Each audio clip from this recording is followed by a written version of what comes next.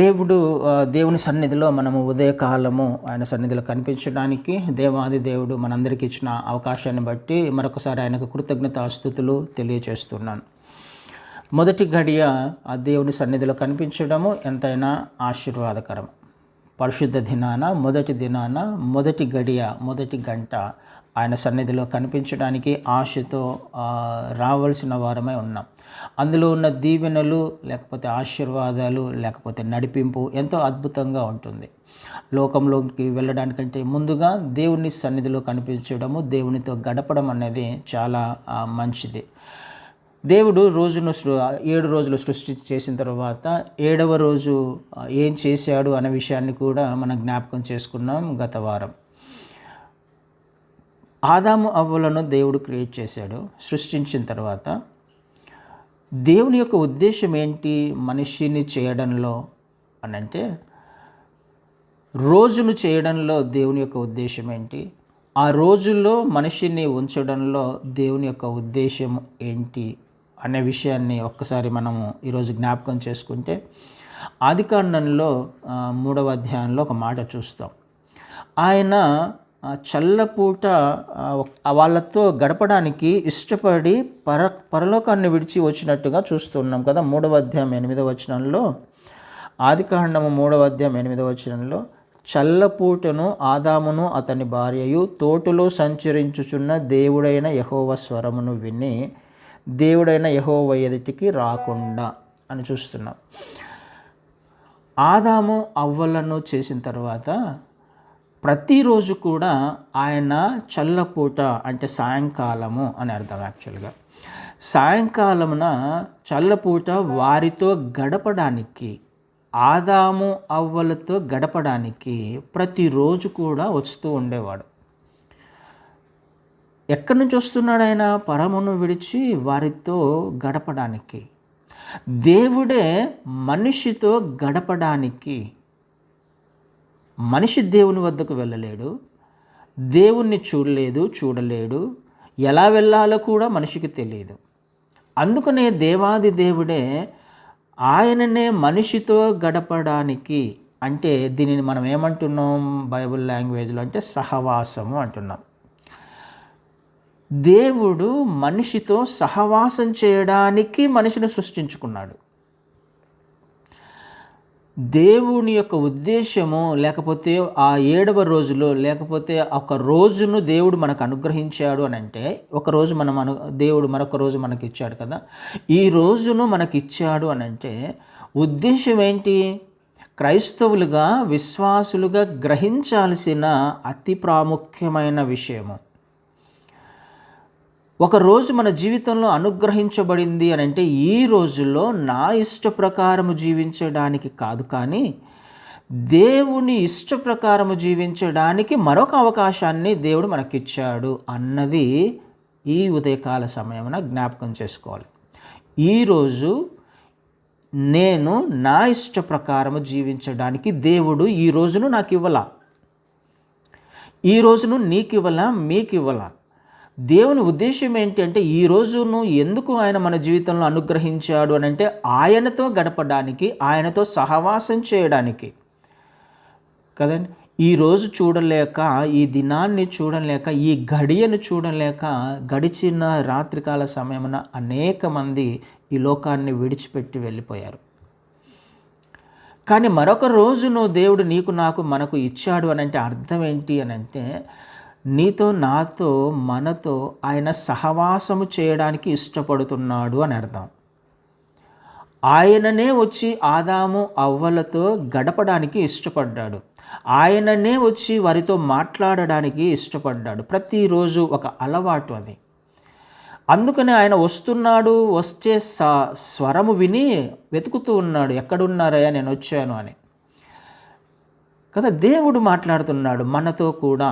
ప్రతి ఉదయమున ఆయన ఎదురు చూస్తూ ఉంటాడు నీతో నాతో మనతో గడపడానికి. మనము దాచిపెట్టుకుంటే ఎలా అవుతుంది? మంచం మీద దుప్పటి కప్పుకొని అడుగుతున్నాడు, పేరు పెట్టి పిలిచే ప్రయత్నం చేస్తూ ఉన్నాడు. ఎక్కడున్నావు? ఆదాము అవ్వలు దాచిపెట్టుకున్నాడు చెట్ల చాటున. మరి మనము ఉదయకాల సమయమున మొదటి గంటలో ఆయన నీతో గడపడానికి ఎదురు చూస్తూ ఉన్నప్పుడు ఏం చేయాలి కదండి? ఆలోచన చేయడానికి ప్రయత్నం చేద్దాం. ఒక రోజు ఇవ్వబడిందంటే అది ఆయన మహాకనికరము, మహాకృప. ఆ రోజులో మన ఇష్టము చేయడానికి, మన ప్లాన్స్ వేసుకోవడానికి కాదు దేవుడు సృష్టించింది, లేకపోతే దేవుడు ఇంకొక రోజును మన జీవితాలకు ఇచ్చింది. ఆయనతో మొదటగా సమయాన్ని గడపడానికి, ఆయనతో సహవాసం చేయడానికి, ఆయననే ఇష్టపడి ప్రతిరోజు ఉదయమున ఎదురు చూస్తూ ఉన్నాడు. ఆదాము అవ్వలతో గడపడానికి, నీతో నాతో మనతో గడపడానికి. మనకు ఈ పిలిచిన పిలుపు అది. 1 కొరింథీయులకు రాసిన పత్రికలో ఆ మాట చూస్తాం. 1 కొరింథీయులకు రాసిన పత్రిక 1వ అధ్యాయంలో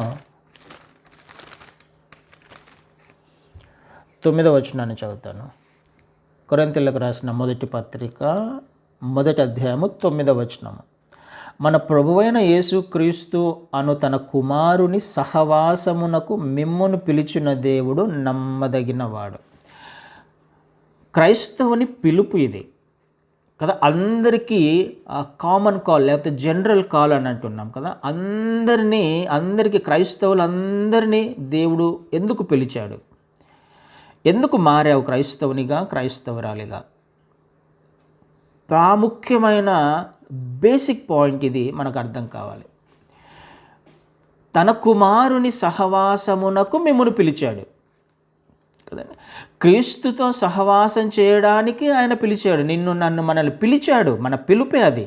రక్షించబడ్డాను అని అంటే వేరే రీజన్ చెప్పకూడదు. ఇందు నిమిత్తము నాకు స్వస్థత కోసమో, లేకపోతే పెళ్ళయిందనో, లేకపోతే ఉద్యోగం వచ్చిందనో, ఒక మేలు జరిగిందనో అందుకని నేను రక్షించబడ్డాను అని అంటే అది క్రైస్తవ్యం కాదు, క్రీస్తు బిడ్డలము కానే కాదు అని అర్థం. ఎందుకు నిన్ను నన్ను ఆయన పిలిచాడు, రక్షించుకున్నాడు అని అంటే ఆయనతో సహవాసం చేయడానికి. మన పిలుపే బేసిక్ కాల్ అది.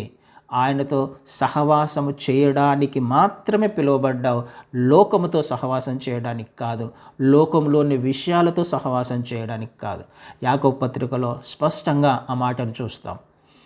లోకం స్నేహము, దేవునితో వైరము. ఎవరితో మనము స్నేహం చేస్తున్నాం కదండి? ఖచ్చితంగా దేవుడు మాట్లాడుతున్న మాట. మొదటగా దేవుడే దిగి వచ్చి సహవాసం చేయడానికి ఇష్టపడుతుంటే, మొదటి గంట ఆయన నీకోసం నా కోసం ఎదురు చూస్తూ ఉన్నప్పుడు ఎవరితో సహవాసం చేయడానికి ఇష్టపడుతున్నాం? మన పిలిచిన పిలుపు క్రీస్తు వారితో సహవాసం చేయడానికి కదండి. సహవాసము, ఆయనతో కలిసి నివాసం చేయడానికి, ఆయనతో కలిసి సమయం గడపడానికి. సహవాసం చేస్తున్నప్పుడు సహజంగా ఏమర్థమవుతుంది? సహవాసం చేస్తున్నప్పుడు, లేకపోతే ఒకరితో గడుపుతూ ఉన్నప్పుడు ఏం జరుగుతుంది? ఒకరి విషయాలు ఒకరికి, లేకపోతే ఒకరి గురించి ఒకరికి తెలుస్తాయి. నీ గురించి, నా గురించి, మన గురించి దేవాది దేవునికి తెలుసు.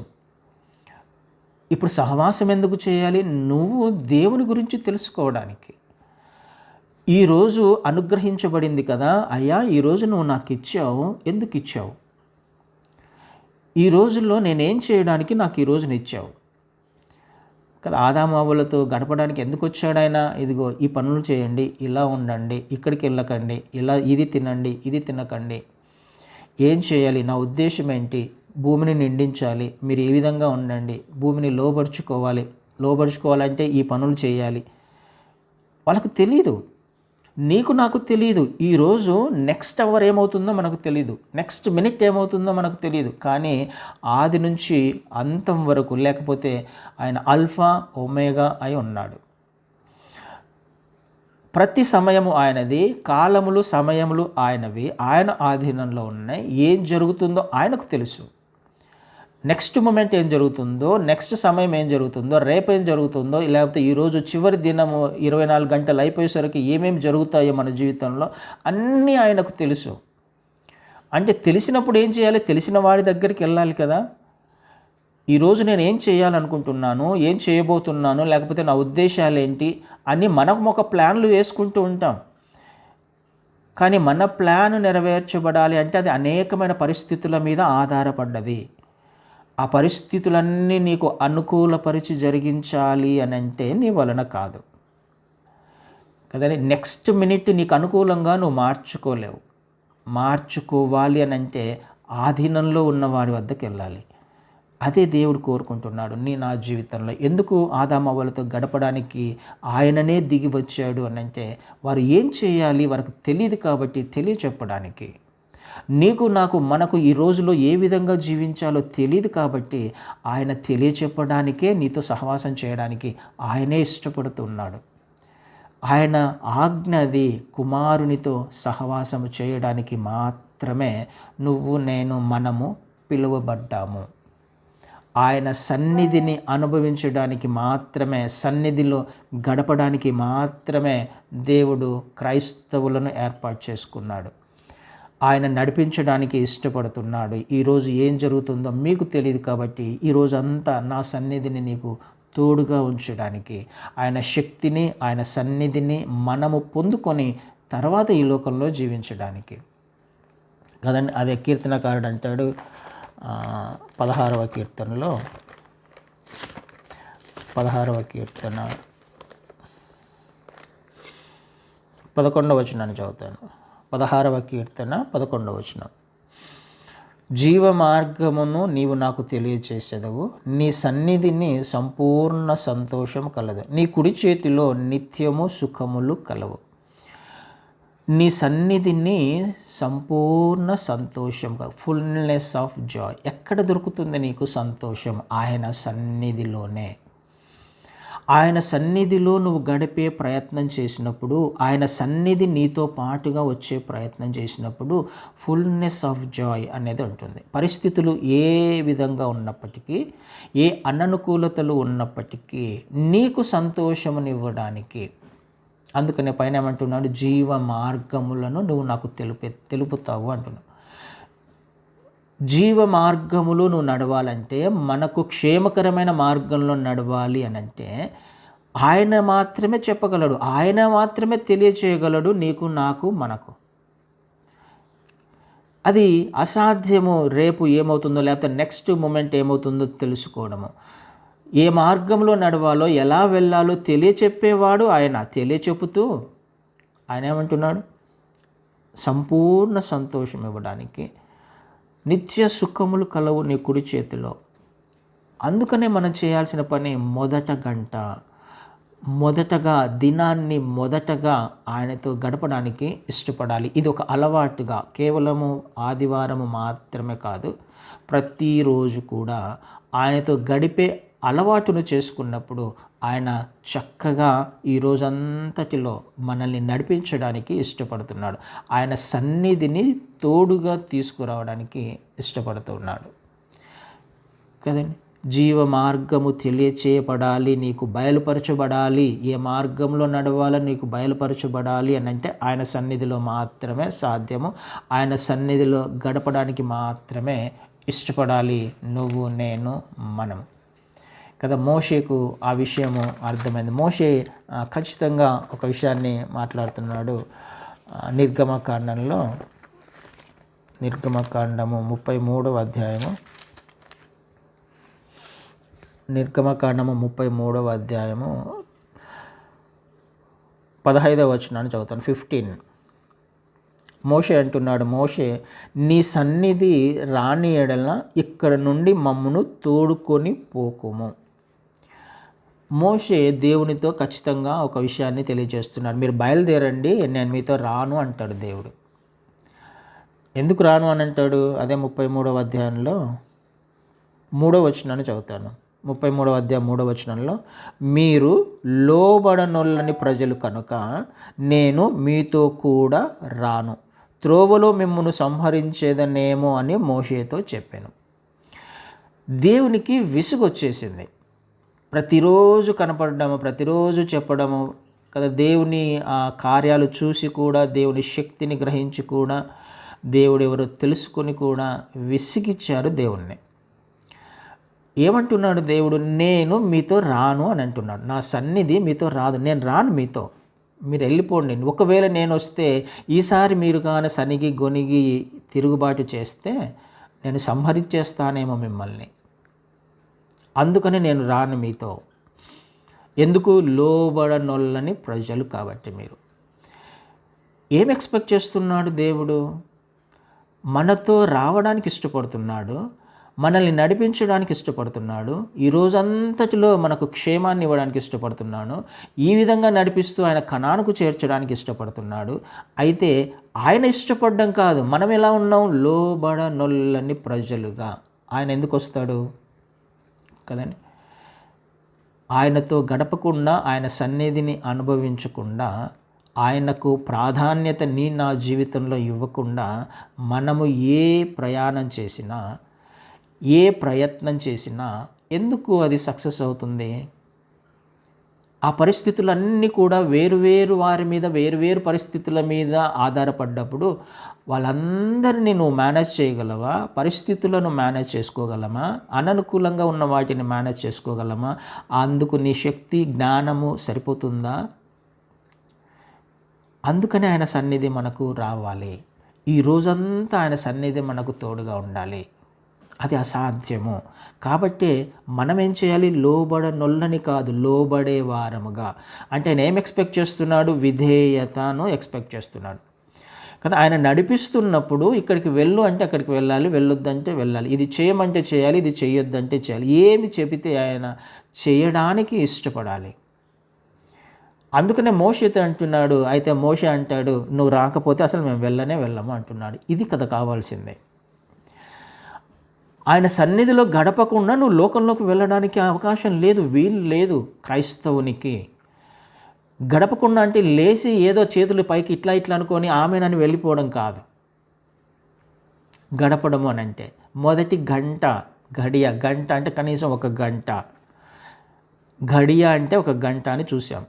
కనీసం ఒక గంట ఆయనతో గడపకుండా నువ్వు లోకంలోకి వెళ్ళడానికి వీల్లేదు, అవకాశం లేదు. వెళ్ళిన కానీ మన పరిస్థితులు ఎలా ఉంటాయో మనకు తెలియదు. మోషే ఖచ్చితంగా మాట్లాడుతున్నావు, లేకపోతే ఎలా వస్తాం, ఎలా వెళ్తాం, మేము వెళ్ళలేము అని మాట్లాడుతూ 15లో కిందికి వచ్చినప్పుడు, ఇక్కడ నుండి మమ్మల్ని తోడుకొని పోకు, నువ్వు రాకపోతే అసలు మమ్మల్ని తీసుకెళ్ళకు అంటున్నాడు. 16వ వచనంలో, నా ఏడలను నీ ప్రజల ఏడలను నీకు కటాక్షము కలిగినదని దేని వలన తెలియబడును? నీవు మాతో వచ్చుట వలననే కదా. అట్లు మేము అనగా నేనును నీ ప్రజలను భూమి మీదనున్న సమస్త ప్రజలలో నుండి ప్రత్యేకింపబడుదుమని ఆయనతో చెప్పాను. భూమి మీద ఉన్న సమస్త ప్రజలతో ప్రత్యేకించబడిన వారు క్రైస్తవులు, తన ప్రజలు. ఏ విధంగా తెలుస్తుంది? క్రైస్తవులమని ఏ విధంగా తెలుస్తుంది? మనము వెళ్ళే మార్గమును బట్టి, మన పట్ల ఆయనకున్న కటాక్షమును బట్టి, ఏ పరిస్థితులలో మనల్ని తీసుకువెళ్తున్నాడో ఆ పరిస్థితిలో ఆయనకు విధేయత చూపిస్తూ వెళ్ళే విధానాన్ని బట్టి, మన ప్రవర్తనను బట్టి, మన ఆలోచనను బట్టి, మన మాట తీరును బట్టి, ఈ రోజులో నువ్వు నేను మనం ఏం చేయాలో ఆయన చెబుతున్నప్పుడు వింటూ వెళ్తూ ఉన్నప్పుడు, విధేయత చూపిస్తూ జీవిస్తూ వెళ్తూ ఉన్నప్పుడు దానిని బట్టి తెలుస్తుంది మనం ఎవరమో. దీని వలననే కదా ప్రజలకు తెలియబడుతుంది, దీని వలననే కదా మేము ప్రత్యేకించబడిన వారము, దీని వలననే కదా అననుకూల పరిస్థితులు మనిషికి కనిపించినప్పటికీ నీ మార్గాలు క్షేమకరమైనవని, నీ మార్గంలో నడవడానికి మేము ఇష్టపడినప్పుడు, ఆ మార్గాలు అనుకూలపరిచి జరిగించినప్పుడు బయటి వాళ్ళకు తెలుస్తాయి మేము ప్రత్యేకించబడిన వారమని కదండి. అర్థం చేసుకోవడానికి ప్రయత్నం చేద్దాం. ప్రత్యేకించబడిన వారముగా ఉండాలి అని దేవుడు కోరుకుంటున్నాడు. ఈరోజు నువ్వు నేను మనం ఏ విధంగా జీవించాలి, ఎలా వెళ్ళాలి అని అంటే ఒక ప్రత్యేకించబడిన వారముగా, ఆయన కటాక్షముతో, ఆయన సన్నిధి. అందుకే కదా నీ కటాక్షము మా మీద ఉందని ఎలా తెలుస్తుంది? నువ్వు రావడం వలననే, నువ్వు నడిపించడం వలననే, నీ సన్నిధిని అనుభవించడం వలననే కదా. మాకు మేలులు జరుగుతూ పోతూ ఉన్నప్పుడే కదా ఈ దేవుని పిల్లలు అది వాళ్ళ పక్షముగా దేవుడు కార్యం చేశాడని తెలియజేయబడుతుంది ప్రజలకి. మేము ప్రత్యేకించబడిన వారమని నీ సన్నిధి, నీ కటాక్షము, నీ కరుణ మాతో ఉండడం వలననే కదా. ఇది దేవుని సన్నిధిలో నువ్వు నేను మనము ప్రతిరోజు గోజాడాల్సిన విషయం. అయ్యా నేను ఈరోజు లోకంలోకి వెళ్తున్నా, నా ఉద్యోగానికి వెళ్తున్నా, నా వ్యాపారానికి వెళ్తున్నా, లేకపోతే ఇంకొక చోటికి వెళ్తున్నా, ఈ పనులు చేసుకోబోతున్నా, నీ కటాక్షము, నీ సన్నిధిని నాతో కూడా పంపించు కదండి. రానంటే రానని మొరకేశాడు, తర్వాత అంటాడే సరే నేను వచ్చేస్తానులేని మళ్ళీ వాళ్ళతో పాటుగా దేవుడు వెళ్ళిపోతాడు. ఆయన సన్నిధి నీకు, నాకు, మనకు ప్రతిరోజు ఉండాలి. లేకపోతే ఈ రోజులో ఒక రోజు ఇవ్వబడింది నీ కొరకు, నా కొరకు, కానీ నీ ఇష్ట ప్రకారము, నా ఇష్ట ప్రకారము జీవించడానికి కాదు, వెళ్ళడానికి కాదు. ఈ రోజులో ఆయన ఇష్టము చేయడానికి, ఆయన మార్గంలో నడవడానికి, ఆయన సన్నిధితో మనము మన పనులు చేసుకోవడానికి కదండి.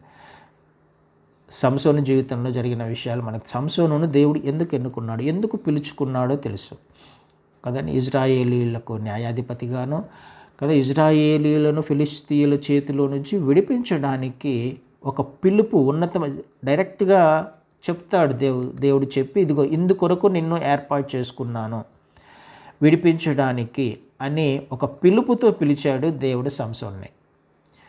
ఒక పిలుపుతో పిలువబడ్డావు నువ్వు, నేను, మనం కూడా. ఇందుకొరకు నువ్వు పిలువబడ్డావు, ఇందుకొరకు దేవుడు నన్ను పిలుచుకున్నాడు. కానీ సంసోను చేసిన పనులు మనకు తెలుసు.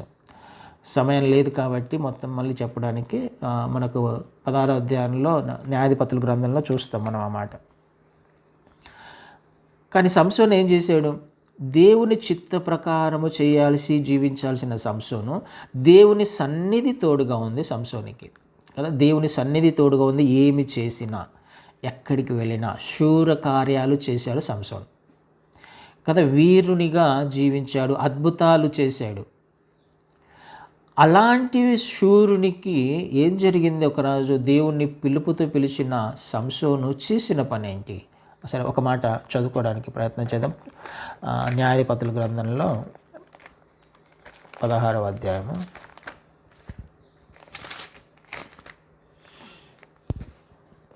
16-20 వచనంలో, ఆమె సంసోను, ఫిలిష్తీయులు నీ మీద పడుచున్నారనగా అతడు నిద్ర మేల్కొని, ఎప్పటి ఎట్లు నేను బయలుదేరి విడజిమ్ముకొందుననుకొనెను. అయితే యెహోవా తనను ఎడబాసెనని అతనికి తెలియలేదు. ఏమనుకుంటున్నాడు? తనకు దేవుని సన్నిధి తోడుగా ఉంది అని అనుకుంటున్నాడు కదా. దేవుడు తనకు తోడుగా ఉన్నాడు అని అనుకుంటున్నాడు. ఇంతకుముందు ఆ కార్యాలు చేశాడు అంటే అర్థం ఏంటి? ఇంతకుముందు చేసిన ప్రతి కార్యంలో ఎవరున్నారని అర్థం. ఇంతకుముందు జీవించిన జీవితం అంతా ఎవరు తోడుగా ఉన్నారు? దేవుడు తోడుగా ఉన్నాడు. దేవుడి సన్నిధి తోడుగా ఉంది. దేవుని సన్నిధి ఆయనను నడిపించింది. అప్పటిదాకా దేవుడు చక్కగా సంసోను నడిపించుకుంటూ వచ్చాడు దేవుని చిత్తం నెరవేర్చబడడానికి. దేవుని చిత్తము నెరిగి జీవించిన సంసోను జీవితంలో జరిగిన సందర్భాలు, తన చిత్త ప్రకారము, తన ఇష్ట ప్రకారము చేసుకోవడానికి స్త్రీల వెంబడి పడి జీవించిన జీవితం ద్వారా ఏమైపోయింది? దేవుడు ఎడబాసాడు, దేవుడు విడిచిపెట్టాడు, ఆయన సన్నిధిని విడిచిపెట్టాడు. ఆ విషయం తెలియలా సంసోనికి. ఇదే మనము ప్రతిరోజు చెక్ చేసుకుంటూ ఉండాలి.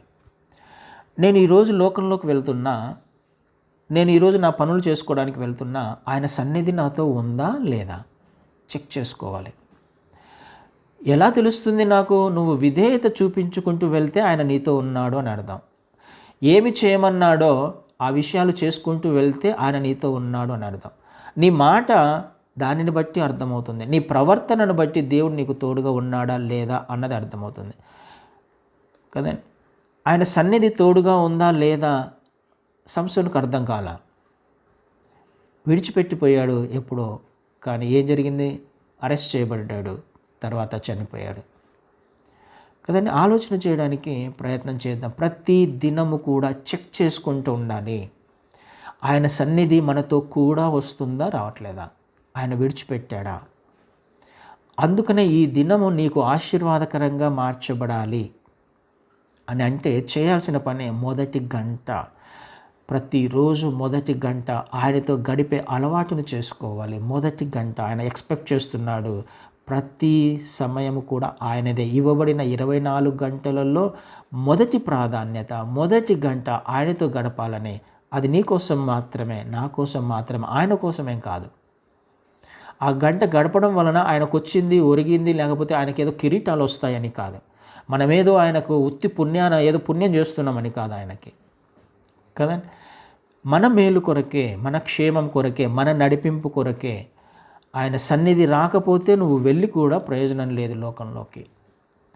రాకపోతే నేను వెళ్ళను అని మోషే అన్నట్టుగా ఆ స్థాయిలోకి నువ్వు నేను మనం వెళ్ళగలిగితే, ఆయన కటాక్షము నీ మీద నా మీద ఉన్నట్లయితే ఆ రోజంతా ఆశీర్వాదకరంగా ఉంటుంది కదా. ఆ రోజంతా ఆయన జీవ మార్గంలో ఆయన మనల్ని నడిపిస్తాడు. ఆ విషయం యోసేపు జీవితంలో సంసోను జీవితాన్ని కంపేర్ చేసుకుంటే అర్థమవుతుంది మనకి కదండి. యోసేపుకు తోడుగా ఉండెను అన్న మాట చూస్తాం. తోడుగా ఉన్నాడు కాబట్టి భయభక్తులతో జీవించి ఒక మాట అన్నాడు, ఇంత పాపాన్ని నా దేవుని ఎదుట ఎలా చేయగలను, ఈ తప్పుని నా దేవుని ఎదుట ఎలా చేయగలను, ఇవ్వబడిన ఈ సమయాన్ని నేను అనవసరమైన విషయాలతో ఏ విధంగా గడపగలను, ఏ విధంగా నా ఆలోచనలను ఏ విధంగా అనవసరమైన విషయాల మీదకి మరల్చగలను. ఎప్పుడు తెలుస్తుంది? ఆయన సన్నిధి ఉన్నప్పుడు అర్థమవుతుంది. మనం గడిపే సమయము కూడా, ఎందులో సమయాన్ని గడుపుతున్నాం, ఎక్కడికి వెళ్తున్నాం, ఏం చేస్తున్నాం, ఈ సమయము నీది కాదు, 24 గంటలు నీవి కావు, దేవునివి. ఆయన మహిమార్థమై ఈ లోకంలో జీవించడానికి, ప్రత్యేకించబడిన వారముగా జీవించడానికి. యోసేపు జీవించాడు. అద్భుతమైన మేలుల చేత అనేక మందికి ఆశీర్వాదకరంగా ఆ ఐగుప్తు దేశంలోనే కరువు వచ్చినప్పుడు ఎంతగా అందరినీ కాపాడాడో కదండి. ఆ కుటుంబాన్ని అంతటిని కూడా ఆకలితో చనిపోయే స్థితిలో ఉన్నప్పుడు, లేకపోతే ఆ దేశం అంతా కూడా అద్భుతమైన ఆలోచనలతో జ్ఞానముతో నింపి ఆ దేశానికి అధిపతిగా చేయబడ్డాడు. ఎలా సాధ్యమైంది? ఆయన తోడుగా రావడం వలన, ఆయన సన్నిధి తోడుగా ఉండడం వలన. ఇది మనం నేర్చుకోవడానికి ప్రయత్నం చేస్తున్నాం. ఆయన సన్నిధి నీతో పాటుగా రావాలి. ఈరోజు ఆయన నడిపింపును నువ్వు ఈరోజు పొందుకోవాలి. అది జరగాలి అని అంటే ఆయనతో సహవాసము గడిపే అనుభవం ఉండాలి. ఆయనతో సమయం గడిపే అనుభవము ప్రతిరోజు ఉండాలి, ఒక్కరోజు కాదు. అప్పుడు నీకు ఆయనకు ఒక మధ్యలో ఒక బాండేజ్ కదా, ఒక బంధం ఏర్పడుతుంది. ఆయన నడిపింపును, ఆయన స్వరాన్ని వినడానికి అవకాశం ఉంది. ఏం చేయమంటావా అంటే ఇది చేయమంటాడు, ఇలా వెళ్ళమంటాడు. ఆ రిలేషన్షిప్ నీతో సహవాసం అంటే కలిసి జీవించడం, కలిసి సహవాసం చేయడం ఆయనతో. అప్పుడు నీకు అర్థమవుతుంది. అప్పుడు నువ్వు ఆయన స్వరాన్ని వినగలవు. ఏం చేయాలి, ఏం చేయకూడదు, ఎక్కడికి వెళ్ళాలి, ఎక్కడికి వెళ్ళకూడదు. ఏదో నామకార్థంగా మొక్కుబడిగా ఆదివారం పూటనో లేకపోతే ఏదో ఒక రోజు ఒక 5 నిమిషాలు 2 నిమిషాలు ఆయనతో గడిపితే అసలు ఆయన స్వరం వినే సమయం ఉందా? ఆయన ఏం చెప్పడానికి ప్రయత్నం చేస్తున్నాడో గ్రహించగలుగుతున్నామా? ఆ 2 నిమిషాలు లేకపోతే 5 నిమిషాల్లో, ఆ 5 నిమిషాల్లో కూడా నేను ఇది చేయాలనుకుంటున్నాను, నువ్వు నాతో రా అని అంటున్నాం. అది మంచిదా కాదా అన్నది వినడానికి సమయం లేదు మనకి. ఆ మార్గంలో క్షేమం ఉందా లేదా అని వినడానికి సమయం లేదు మనకి. మనం చెప్పాల్సిన విషయాలు మనం చెప్పేసి మనం వెళ్ళిపోతున్నామేమో. కాదు. ఆయనతో చెప్పాల్సిన విషయాలు చెప్పి వెయిట్ చేయాలి ఆయన దగ్గర. నువ్వు ఈ మార్గంలో నడిపిస్తేనే వెళ్తాను, నీ సన్నిధి తోడుగా వస్తేనే వెళ్తాను, వెళ్ళమంటావా వద్దా అని వెయిట్ చేసి ఆయనతో మాట్లాడి అందుకనే 1 గంట కనీసం గడపగలిగితే ఆయన సన్నిధిలో ఆయన నడిపింపును పొందుకుంటాం, ఆయన సన్నిధిని అనుభవించగలం, వెళ్ళగలము, ఈ లోకంలోకి విజయాన్ని సంపాదించుకోగలం. ఆలోచన చేయడానికి ప్రయత్నం చేద్దాం. క్రైస్తవులుగా దేవుడు నన్ను మనల్ని పిలిచింది తన కుమారునితో సహవాసం చేయడానికి. కుమారుడు ఎవరు? క్రీస్తువారు. క్రీస్తువారు ఏ విధంగా నీతో మాట్లాడతాడు? వాక్యం ద్వారా. నీకు వినగలిగిన చెవి ఉంటే వాక్యం ద్వారా దేవుడు నీతో మాట్లాడతాడు. గ్రహించే మనస్సు ఉన్నట్టయితే ఏ విధం చేతనైనను ఆయన నీ ఆలోచనలో ఒక మార్గాన్ని బోధిస్తాడు, నడిపిస్తాడు. ఆ సిద్ధపాటు, ఆ ఆలోచన లేకపోతే ఆ సమయము గడిపే సమయం నీకు ఉండాలి. గడిపే సమయం నీకున్నప్పుడు దేవుడు అద్భుతమైన నడిపింపును దేవుడు మన జీవితాల్లో దయచేయడానికి ఇష్టపడుతున్నాడు. ఒకవేళ ఈ సంవత్సరం అలాంటి స్థితిలో లేకపోతే కనీసము ఇప్పటి నుంచి అయినా కనీసం 1 గంట, మొదటి గంట, 1 గంట అంటే మన ఇష్టం వచ్చిన గంట కాదు, అంత సమయం అయిపోయి రాత్రో లేకపోతే ఎప్పుడో కాదు, మొదటి గంట ఆయన ఎదురు చూస్తూ ఉంటాడు. మొదటి గంట నీతో సహవాసం చేయడానికి, లోకంలోకి వెళ్ళడానికంటే ముందుగా ఆయనతో గడిపి ఆయన సన్నిధిని పొందుకొని ఆయన నడిపింపును పొందుకున్న తర్వాత లోకంలోకి వెళ్ళినప్పుడు దేవుని కటాక్షము, దేవుని ప్రత్యేకించబడిన అనుభవము, జీవ మార్గము మనం పొందుకోవడానికి అవకాశం ఉంది. ఆలోచన చేద్దాం, మనము ఎందుకొరకు పిలువబడ్డాం కదండి. అనుభవాన్ని, ఆయనతో సహవాసం చేసే అనుభవాన్ని సంపాదించుకోవడానికి ప్రయత్నం చేద్దాం. అందునిమిత్తమే దేవుడు మరి మనకి ఈ సమయాన్ని ఇచ్చాడేమో ఆలోచన చేద్దాం. మన క్షేమం కొరకు ఈ సంవత్సరం దేవునితో కనీసం 1 గంట ప్రతి ఉదయము, మొదటి గంట, అది కూడా మొదటి ప్రాధాన్యత నా జీవితంలో ఆయనకు 5 నిమిషాలు కాదు, 10 నిమిషాలు కాదు, 1 గంట మొదటి గడియ ఆయనకి ఇవ్వడానికి ప్రయత్నం చేద్దాం. ఆయన సన్నిధితో, ఆయన కటాక్షంతో ఈ లోకంలోకి వెళ్ళి ఈరోజు ఆయన నడిపించే పనులన్నిటిలో ఆయనకు మహిమకరంగా, మనకు ఆశీర్వాదకరంగా జీవించడానికి ప్రయత్నం చేద్దాం. అటు కృప దేవుడు మనందరికీ అనుగ్రహించునుగాక. ఆమెన్.